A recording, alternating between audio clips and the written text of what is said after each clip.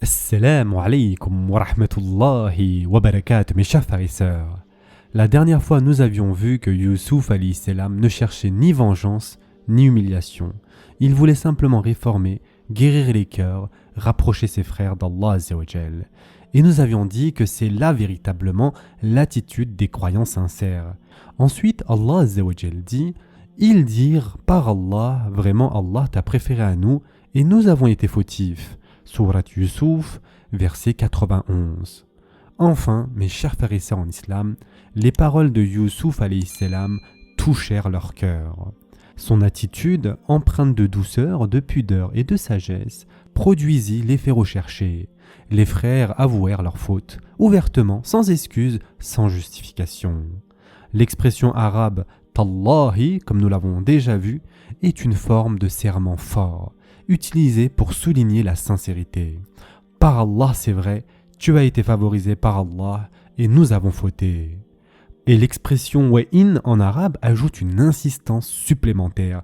Nous avons bel et bien, sans aucun doute, été dans le péché. Ils reconnaissent donc ici, tout d'abord, la supériorité morale et spirituelle de Youssouf alayhi salam, une supériorité qu'Allah Azza wa Jal lui-même lui a accordée, et deuxièmement, leur propre faute passée et leur responsabilité pleine dans ce qu'ils ont fait. Et ceci, c'est le premier pas du repentir.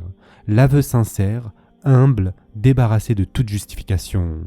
Ensuite, il dit « Pas de récrimination contre vous aujourd'hui, qu'Allah vous pardonne, c'est lui le plus miséricordieux des miséricordieux. » Le terme utilisé ici, mes chers frères et sœurs en islam, tathrib, désigne le fait de reprocher, de rappeler les fautes passées pour montrer à quelqu'un qu'il doit se sentir coupable. Or, Youssouf alayhi salam dit « Il n'y a aucun reproche aujourd'hui ». Il ne dit même pas « Je ne vous reprocherai rien », il parle à la troisième personne pour neutraliser totalement la phrase et enlever toute référence personnelle, comme s'il n'était même pas concerné. Il lave leur faute d'un geste d'une noblesse inégalée. Puis il ajoute qu'Allah vous pardonne, lui qui a pleinement le droit d'être celui qui exige justice. Le verset se conclut par une des plus belles descriptions d'Allah Azza wa Jal. C'est lui, le plus miséricordieux des miséricordieux. Subhanallah. Mes chers frères et sœurs en islam, pourquoi ici Youssouf alayhi salam dit-il qu'Allah vous pardonne? Il y a deux explications qui existent et elles ne se contredisent pas, d'accord? La première, c'est parce que l'injustice, c'est-à-dire le zulm, fut commise contre lui et il a pardonné. En islam, lorsqu'un tort est commis contre un être humain, le pardon d'Allah dépend d'abord du pardon de la victime, comme vous le savez. Les péchés entre le serviteur et Allah Azza wa Jal peuvent être pardonnés par sa miséricorde, mais les injustices entre les gens doivent être réparées ou pardonnées par la personne lésée. Donc si Youssouf alayhi salam pardonne ici, il ouvre la porte au pardon divin. Et deuxièmement, cela peut aussi bien signifier « j'espère qu'Allah vous pardonnera ». Une manière douce, pudique, humble, sans prétendre connaître l'invisible, les deux sens sont valables.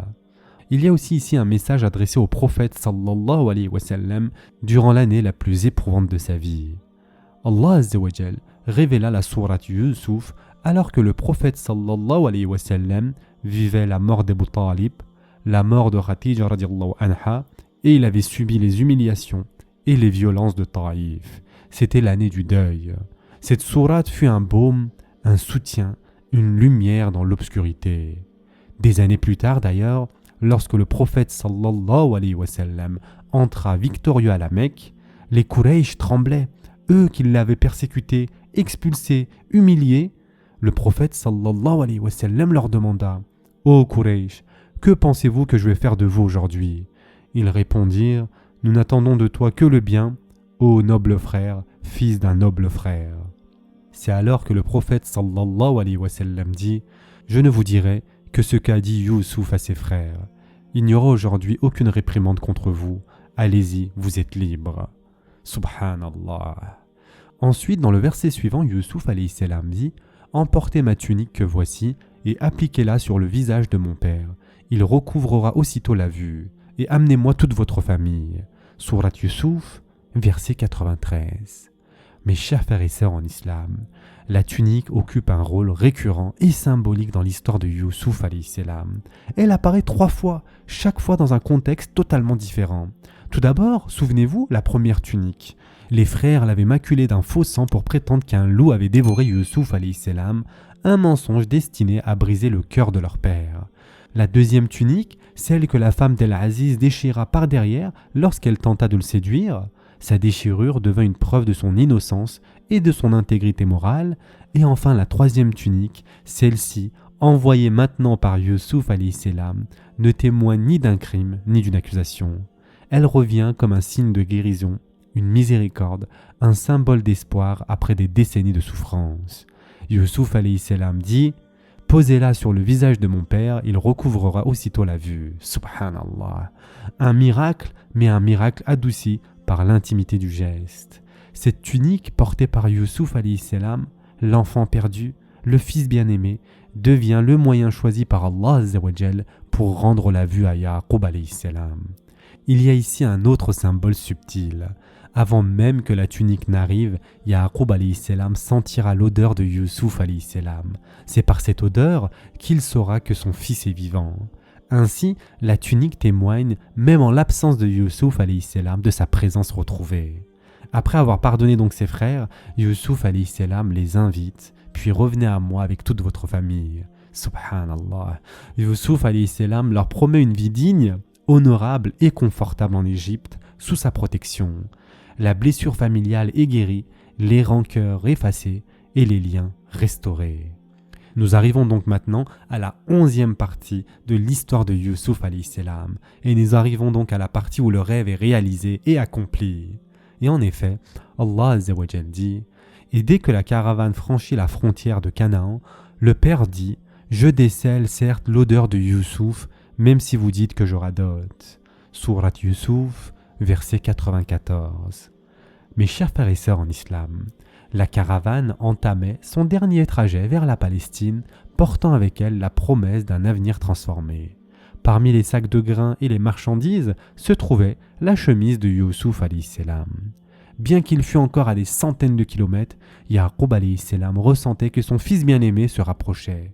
Il répéta alors « Vous pensez peut-être que je divague, mais je sens assurément l'odeur de Youssouf. » Nous avons vu plus tôt dans le récit que Yaqub alayhi salam possédait une firasa.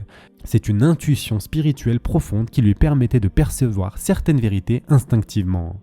Allah Azza wa Jal lui avait envoyé un signe indiquant que quelque chose d'important était sur le point de se produire. Ensuite, ils lui dirent « Par Allah, te voilà bien dans ton ancien égarement. » Sourate Youssouf, verset 95. Yaqub alayhi salam savait déjà que les siens le prendraient pour un fou s'il prononçait de telles paroles. Mais au fond de lui, il était certain de ce qu'il disait. Son cœur reconnaissait la vérité de ce signe.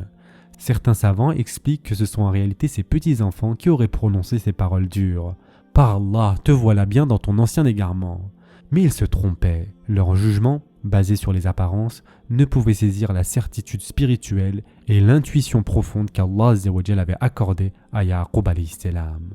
Et enfin, pour terminer pour aujourd'hui, puis quand arriva le porteur de bonne annonce, il appliqua la tunique sur le visage de Yaqub. Celui-ci recouvra aussitôt la vue et dit « Ne vous ai-je pas dit que je sais, par Allah, ce que vous ne savez pas ?» Sourate Youssouf, verset 96.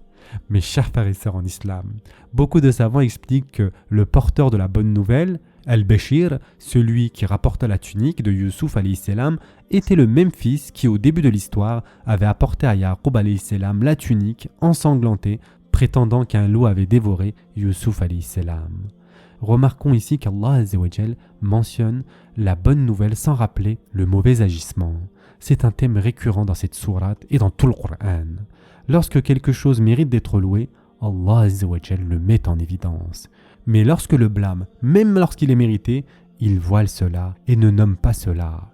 Imaginez mes chers frères et sœurs en islam ce que ce fils dut ressentir en portant aujourd'hui la tunique qui annonçait la vie, alors que c'était lui des années auparavant qui avait présenté la tunique tachée de sang, provoquant la douleur profonde et durable de son père. Puis il dit, il appliqua la tunique sur le visage de Yaqub, celui-ci recouvra aussitôt la vue. Subhanallah. Au simple contact de la tunique, la vision de Yaqub alayhi salam revint. Submergé par la joie d'apprendre que son fils Youssouf alayhi salam, son fils le plus aimé, était vivant, il dit « Ne vous ai-je pas dit que je sais d'Allah ce que vous ne savez pas ?» Durant toutes ces années de séparation, Yaqub alayhi salam n'avait jamais perdu l'espoir du retour de Youssouf alayhi salam. En ce jour, Allah Azza wa Jal confirmait la justesse de sa foi et de son intuition. Ce sera tout pour aujourd'hui. En attendant, prenez soin de vous mes chers frères et sœurs et à très prochainement, Inch'Allah.